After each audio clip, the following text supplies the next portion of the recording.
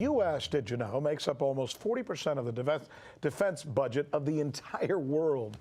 Think about that. 40% of the budgets of the entire world. In fact, you would have to take the next 7 most powerful military countries in the entire world, add up all of their budgets to equal what the United States spends in 1 year annually.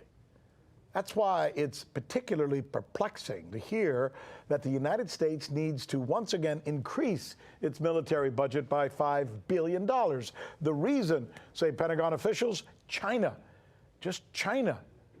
But here's the really scary part of all of this.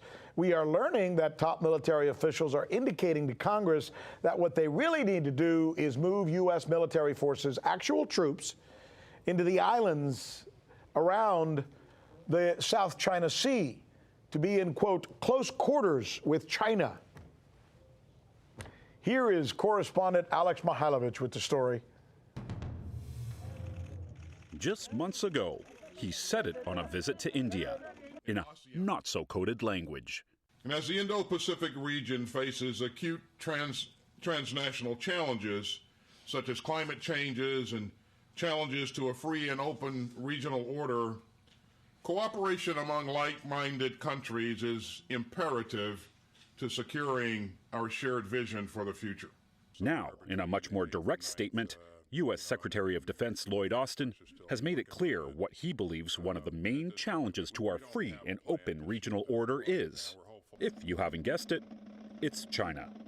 Without giving out any specifics, Austin issued an internal directive at the Pentagon, calling for several initiatives to counter China. In a written statement on the directive, Austin said, "The initiatives I am putting forward today are nested inside the larger U.S. government approach to China and will help inform the development of the national defense strategy we are working on." The directive is based on the recommendation of a high-level Pentagon task force. China has responded to the directive, saying that it is just another excuse for the U.S. to spend more on the tools of war. Playing the China card has become an excuse for the U.S. to increase its military expenditure and build up military strength. And spend more it will. Last month, the Biden administration's defense budget called for the shifting of billions in spending to deter China. More than $5 billion will be spent on the Pacific Deterrence Initiative, which plans to modernize U.S. military assets in China's region by funding radars, satellites, and missile systems. China insists, while the U.S. points a finger at the country, that it isn't the problem, but rather the issue is the attitude of the United States. Some people in the U.S. stick to the Cold War and zero-sum mentality. When it comes to building national defense capabilities, they always talked about the so-called challenges from China. In reality, China does have a formidable military, but its spending on defense pales in comparison to the U.S. In 2020, the United States spent more than 3 times more than China on its military. That's just under 40% of total military spending around the whole entire globe. Even though China says it's not a threat, Defense Secretary Austin has indicated to Congress that he is interested in moving more U.S. military assets closer to China. However, some in the U.S. government feel that such aggressive maneuvering will put Americans in danger, with China being capable of striking hard and fast in its neighborhood if it's pushed over the edge. The United States already has more than 70,000 troops in Japan and South Korea, and many say plans to further encircle China are simply making matters worse. For RT, I'm Alex Mihailovich. I don't know. Joining us now is former UK MP George Galloway. This idea, and I think Alex was able to capture it there with the final words in his copy there, in his script, in his report, where he says, final plans to encircle China. Encircle China. That's a word. That's a word that's laden with bravado, isn't it? It's a kind of madness, Rick, as Freddie Mercury almost sang. The more I heard, Alex, the more my heart sank. The idea of encircling the country with the biggest population in the world, with the biggest army in the world, which is the second biggest economy in the world, strikes me as a kind of madness.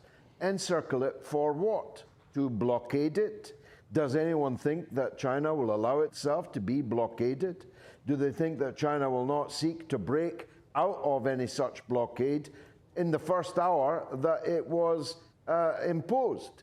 The Chinese defense spending should not be a comfort to the United States military, because I'm not sure the numbers are right, Rick.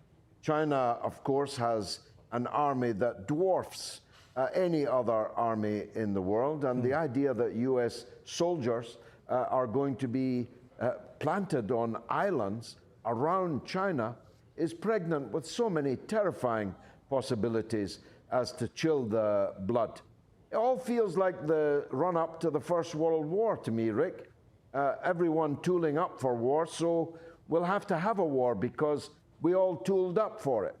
I really don't understand what the United States policy hopes to achieve. I don't think so much. It is so much about policy, George. You know what I think it is?